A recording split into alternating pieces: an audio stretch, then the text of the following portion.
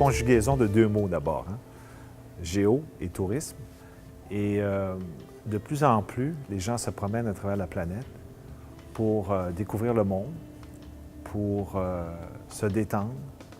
Et au niveau économique, et c'est sûr que c'est un secteur qui est en plein développement. On parle de 2,2 milliards de dollars de développement pour Montréal. Mais au-delà de ça, notre propre intérêt, si je pourrais dire, dans cette approche, c'est l'intérêt de rapprocher, de reconnecter l'humain et la nature.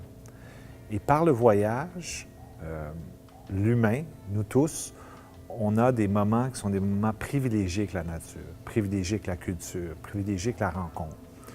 Et plus on peut communiquer avec les gens la façon de se reconnecter avec la nature, véritablement, mieux c'est. Alors, je crois que c'est vraiment fondamental, le rapprochement que l'on peut faire avec le milieu touristique. Vraiment important. On a un partage de valeurs communes, un partage au niveau des valeurs de développement durable, au niveau de l'éco-citoyenneté. Et l'Espace pour la vie, c'est un lieu, c'est un site, c'est la plus grande concentration d'institutions dédiées aux sciences de la nature au Canada.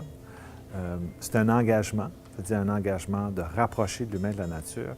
Et c'est surtout, je dirais, parce que c'est peut-être le moins habituel, un mouvement.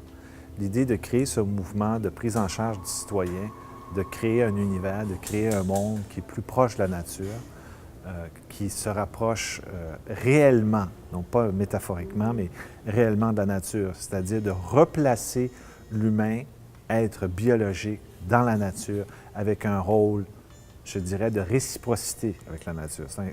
C'est un grand changement. Alors, évidemment, au niveau touristique, ça se fait avec le ludique, ça se fait de façon impliquée. On est, en ce moment, dans le jardin botanique, la salle des plantes tropicales, on a cette immersion, on est plongé dans la nature, on le fait avec plaisir. Cependant, on n'omet pas, si on veut, cette volonté de rapprocher l'humain de la nature, d'avoir une relation intellectuelle, cognitive, émotive avec la nature.